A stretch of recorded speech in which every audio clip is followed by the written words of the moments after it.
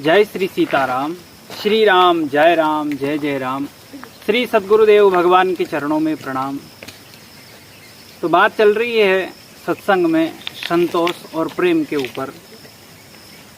तो विस्तृत रूप तो बहुत सारा है, प्रेम का भी और संतोष का भी, पर आप समझ लें कि संतोष के बिना इस मार्ग में आपको वो नहीं मिलेगा जो मिलना चाहिए।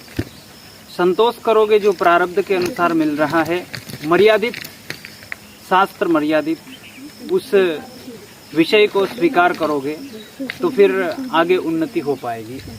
तो अब आगे जो अगला और जो गुण है उसके ऊपर हम बात करते हैं। अगला जो गुण है वो है क्षमा। संतोष, फिर इसके बाद है क्षमा। तो क्षमा बहुत उच्च कोटि का गुण है। क्षमा अगर आपके भीतर आ जाएगी तो क्या होगा कि आपका जो पूर्व काल गया है और उसमें जिसने आपके साथ दुर्व्यवहार किया है या फिर दुर्वचन कहे हैं, तो हुआ क्या है कि आपने उनको अपने हृदय में अभी तक स्थान दे रखा है, क्योंकि आपने क्षमा नहीं किया।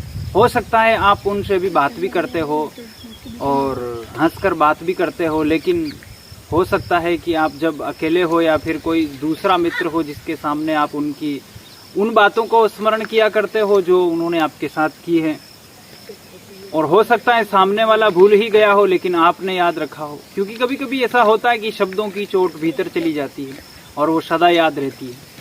तो ये जो क्षमा वाला गुण है ये आपको रिक्त करेगा कि आपने जैसे क्षमा कर दिया किसी को, उसके दुष्कृत्य के लिए या दुर्व्यवहार के लिए क्षमा कर दिया, वैसे आप उसे क्षमा ना करके तो आप स्वयं ही उलझे हुए हैं, क्योंकि आपके मन के किसी कोने में जो जगह खाली होनी चाहिए थी वहां पे वो पूरा दृश्य और वो शब्द पड़े हुए हैं जो आपको बार बार उद्गित करते हैं, द्वेषित करते हैं।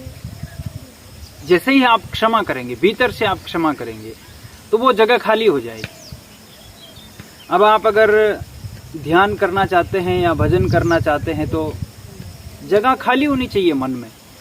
अब मन में जगह खाली नहीं होगी तो क्या होगा? आप जब ध्यान करने बैठेंगे, भजन करने बैठेंगे, तो दो प्रकार के विषय आपके भीतर आएंगे, या तो अनुकूल या प्रतिकूल।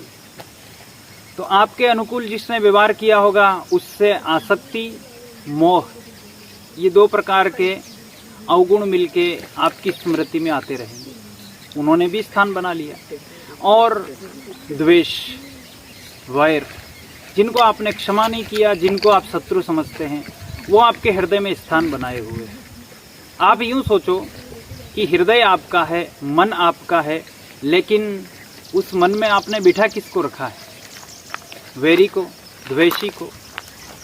और वो बैठ के आपके भीतर आपके मार्ग को अवरुद्ध कर रहे हैं। ऐसा नहीं, आप उनको अपने भीतर बिठाकर अपने ही मार्ग को आप स्वयं अवरुद्ध कर रहे हैं। वो तो गए होंगे, या ऐसा भी होता है कई बार कि आदमी तो मर ही जाता है लेकिन उसके किए हुए दुष्कृत्यों को आदमी सदा याद करता रहता है, बखान करता रहता है। तो वो आदमी तो चला गया लेकिन आपका मार्ग तो अभी तक अवरुद्ध है। तो अगर आपको समझदारी से निकलना है तो आपको भीतर से क्षमा कर देना पड़ेगा। जब आप भीतर से देखो, आध्यात्मिक मार्ग अलग है और व्यवहारिक मार्ग अलग है। आप व्यवहार में चाहे उनसे बात करो या ना करो, ये आपकी मर्जी है, लेकिन आप भीतर से क्षमा कर देंगे तो आपका हृदय खाली हो जाएगा उस स्थान से जहां पर उनका स्थान था। तो ये बहुत बड़ा लाभ है इस मार्ग में कि अगर आपने क्षमा कर दिया तो वो जगह रिक्त हो गई, नहीं तो वो कभी भी ऐसा कोई प्रसंग आ जाएगा तो वो उभर पड़ेगी। और जब आप क्षमा कर देंगे, और जिस व्यक्ति को आपने क्षमा कर दिया उसके अवगुणों को बखान क्या करना, उसके अवगुणों को क्या याद करना।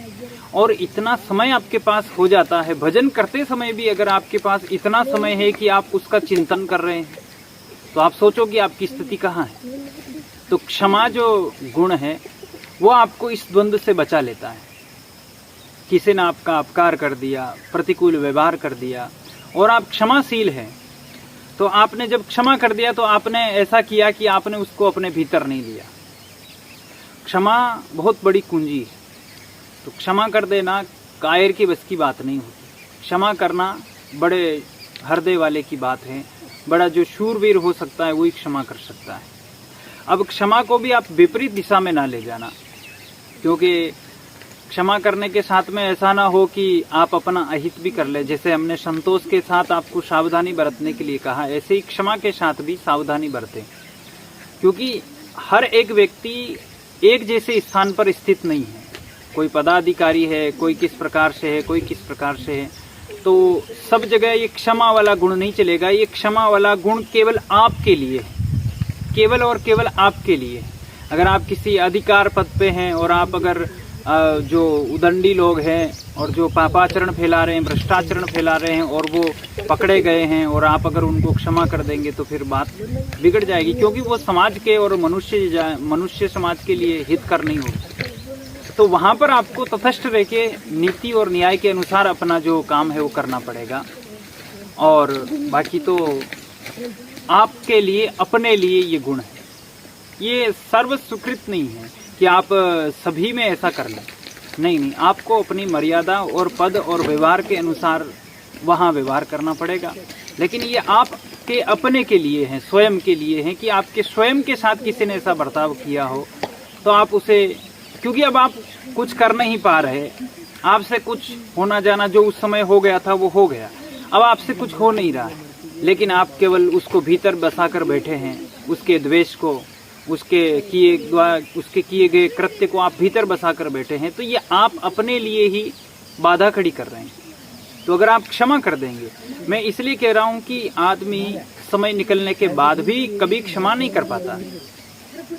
हो सकता है कि उसने इतना दुष्कृत्य किया हो कि क्षमा करने लायक ना हो, लेकिन जब आपसे उस समय कुछ बना नहीं और जो बना आपने उसके साथ कर दिया, लेकिन अगर आप उसे अब क्षमा नहीं करेंगे तो आप आगे नहीं जा पाएंगे। वो द्वेष आपको पकड़े रहेगा। आप ध्यान किसका कर रहे हैं, या तो राग का या फिर द्वेष का। जैसे पूर्व सत्संग में एक महात्मा जी के साथ सत्संग हुई थी, उसमें भी बात आई थी कि मिटाना राग द्वेष तो फिर ध्यान क्या करें, क्योंकि अभी आप ध्यान करने बैठेंगे तो या तो राग का ध्यान होगा या फिर द्वेष